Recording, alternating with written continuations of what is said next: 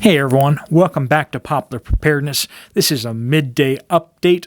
I just have some really important stuff, heart to heart, to share with you and challenge you guys on. Some of you I am very concerned for. There are a good number of you who are still watching these videos, but not taking real tangible steps. You see the storm coming, but you're not building your shelter. And we're going to be talking about that here. All right, well, before we move into that completely, I do want to just briefly cover again that this is our emergency broadcast day.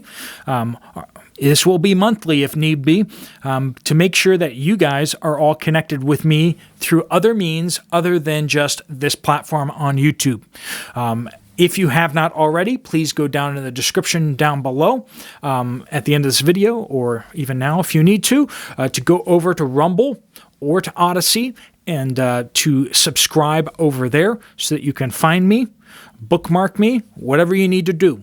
My videos will port from here over to there. Sometimes it takes 4 to 6 hours delay for them to post.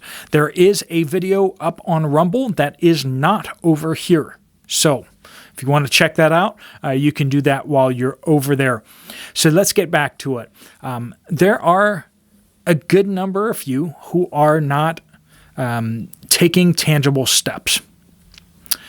I don't know if I'm speaking to you right now, or maybe you're like, I'm working all I can. I am doing everything I can to get set up. And I know there's people on both sides of the spectrum. There's some of you that need to chill out a little bit more and just keep preparing as best you can, but take the stress level down like 6 points. You know what I mean? Some of you who are living in apartment buildings, who are a little older in age or who are disabled, I've heard from a number of you guys, and you're hearing you need to be starting crops, you need to be growing food, you need to be doing this and that, you need to be heating your house with firewood and stuff like that. And I know you can't do that. You need to accept what you can't do.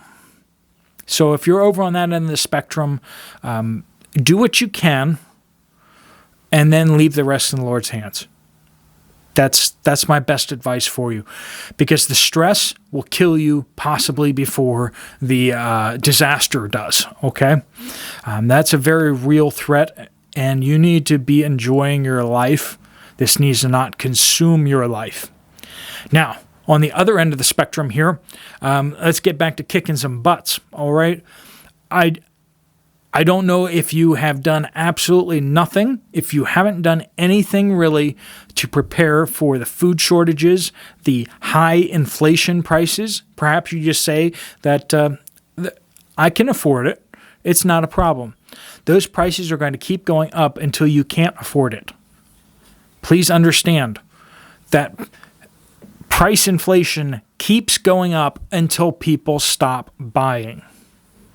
And if you remember, how desperate are people going to get to buy food? They are going to get very, very desperate to buy food, and they're going to pay outrageous prices in order to get food for their families.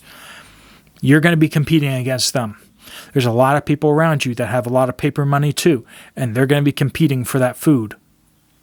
There's going to be that worker in the back of Walmart who's going to say, I can't afford this food, but you know what? I have this food right here. I can just go make this disappear and I can feed my family. That happens.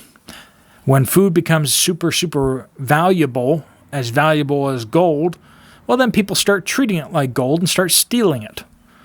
And the stores are not built to have the security to protect $100 loaves of bread. Right? They can protect the jewelry, they can protect the electronics and the equipment that are in cages, but a lot of the food's just out there on the shelves, and that's the way it's designed. So, all that to say, prices and the supply chain issues and the shortages can go up faster than you can ever dream, and they can go much further than you could ever dream. Last year, I was buying up $6.88 can Keystone shredded beef. And I kept buying more and more. and more. Every couple days I put in another order and buy another 6 cans or something like that, and I felt a little foolish, right? I felt a little foolish. But now, every time I go in there and I look at the, what was it, like 888 cans of, we're 8 months later or something like that, and they're up $2 a can. Up $2 a can. That's a lot of money. And it's going up more. It's going to go up more tomorrow. It's going to go up more the next day. That's how these things work. The higher they go up, the faster they go up, and the further they go up. So please take steps for inflation. But then with what's going on in Eastern Europe, that has the potential to become our problem over here in the United States and Canada real quick. That could, as I posted in a video the other day, that World War III could take 6 hours. And that's being generous because they may hit us multiple times after they see the dust clear and say, nope, that target's still intact, let's hit it again. The first opening salvo could take minutes. Hypersonic missiles could penetrate our airspace and be over our nuclear missile silos in 11 minutes. That is a short period of time. If missiles are being launched from off our coasts, those things, the war could be over very, very quickly. And it doesn't matter how many hundreds of thousands of troops you have around the world. If they can't communicate with anyone, they don't know what to do. They don't know who to attack. They don't know anything. Our satellites can be blasted out of the sky. All these systems and these new technologies exist, and we haven't ever seen them deployed before. And so our brains have a hard time comprehending what that would look like. And truth be told, we don't know exactly what that would look like because our side and their side have secret things that we haven't been told about yet. So what are you doing to prepare for your family? Are you getting some of those food kits? I don't like the food kits because they're just so pricey for me. But here, maybe you're a professional. Maybe you're very busy. Get the food kits. Okay? Go ahead and go buy the food kits. They're not my preferred way of doing it, but if it's easy for you to just write a check or to put your credit card into a site and have them deliver it to your house, then go ahead and do that. Do what you got to do. Whatever it is for you. But what you don't want to be is someone who knows that the storm is coming and yet you don't do anything about it. That's got to be like the worst of both worlds. You're worrying about it on the front end and then you suffer through it for being unprepared as well. Hard times are coming.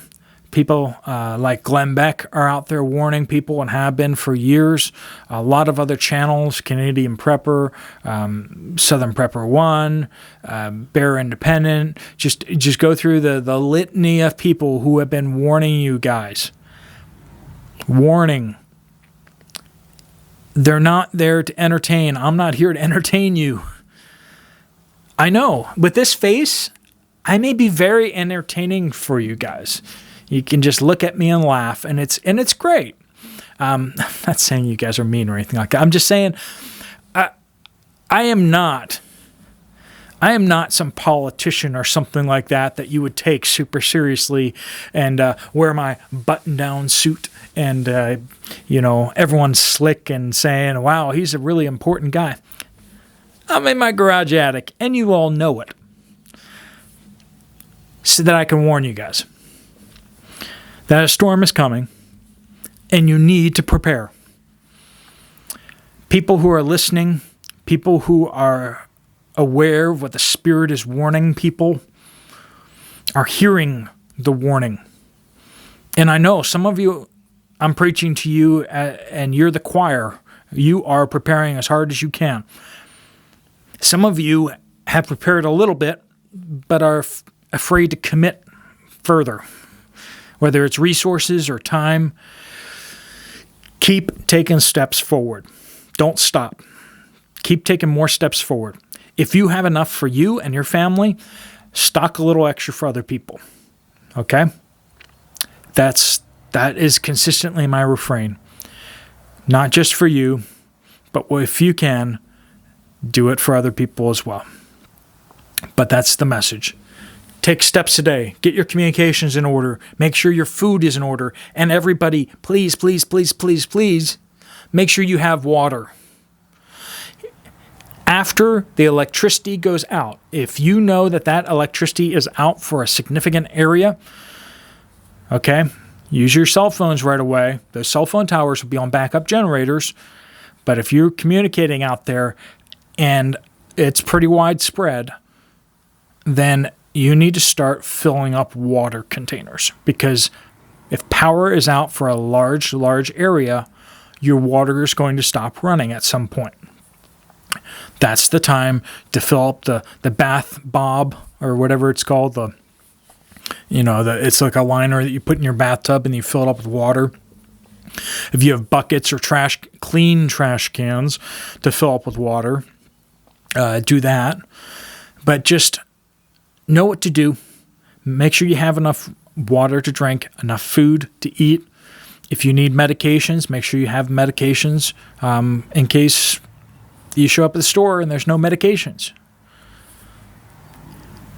It's time to adult, everyone. It's time to adult. We need to take responsibility for ourselves.